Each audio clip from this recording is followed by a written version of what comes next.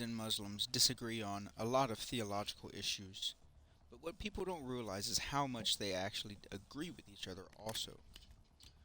Muslims and Christians both accept these types of propositions. 1. There is one God, and this God sustains all things. 2. Jesus was God's prophet and Messiah.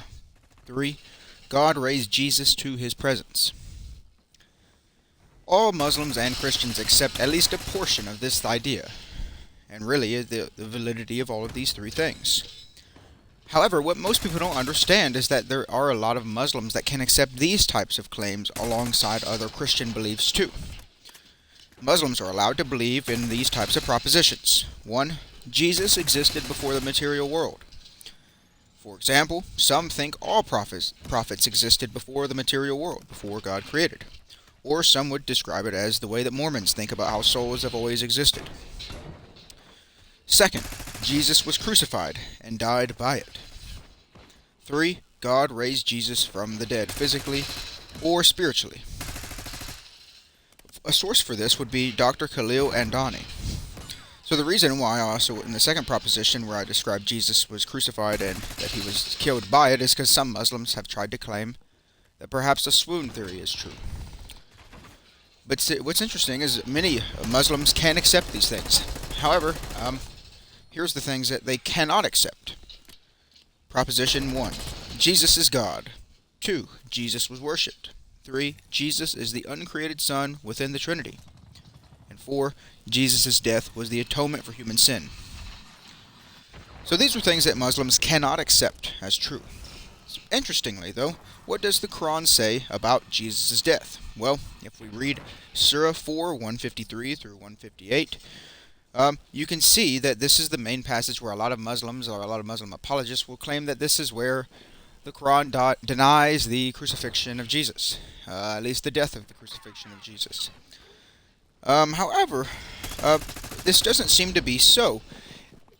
Many scholars, as I'm mentioning Khalil here, is quick to point out that what's happening here in this verse for the Quran is actually it's a responding polemic to a Talmud passage, which was one of the Jewish books that was not a part of the Jewish scripture, but a secondary way that similar to the way that the Catholics have the Bible and then Catholics have a catechism.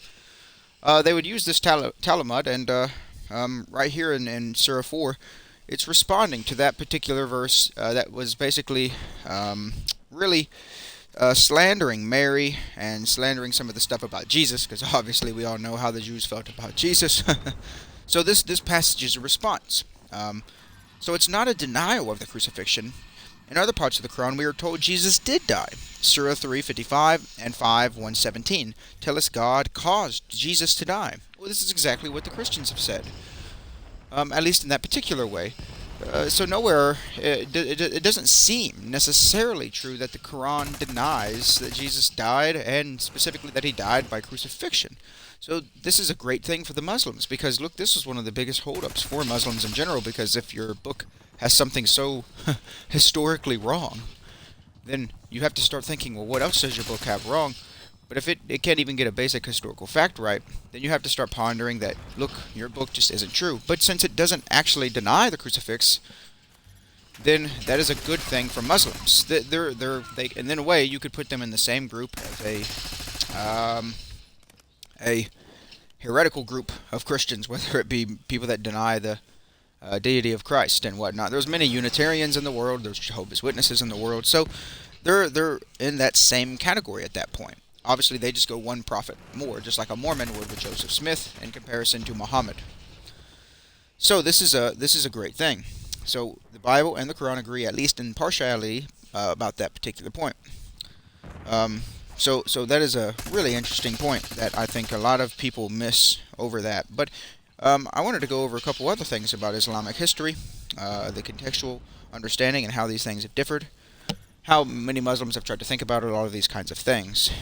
From the 750 AD to 1200, many of the Muslims thought Jesus was substituted on the cross, where they pull from Gnostic sources. But some Muslims, like Al-Ghazazi, who invented the Kalam cosmological argument, was one of the many that did think Jesus died by crucifixion, but was then exalted. Shia and Ismaili were Muslims that viewed it this way also, around this exact same time frame.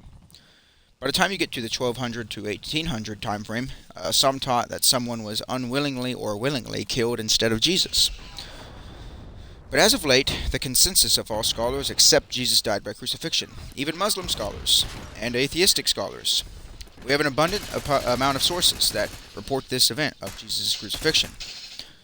And we know how awful of an event this was, and when you can read about it, and we've seen many of the movies that try to portray it as accurately as they can.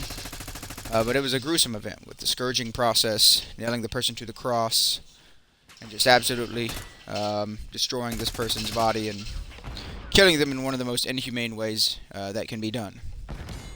So here's a few other quotes, though, to go deeper into this insight about how scholars think about the crucifixion of Jesus.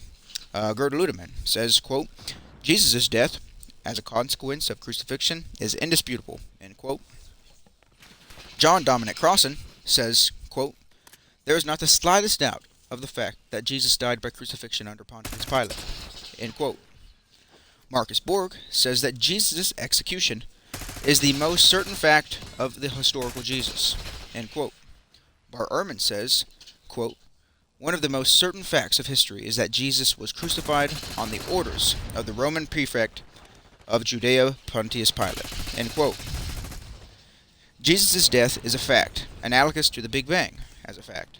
Only theistic people deny it, as in the Big Bang, as they think it contradicts their religious dogma. Likewise, if there is Muslims in the world that disagree that the crucifixion happened, they're doing it merely out of religious dogma and not based off of any historical facts. However, this is a great thing, as I've said earlier. Muslims can accept that Jesus died by crucifixion, keeping their belief in the Quran, at least on this point, accurate.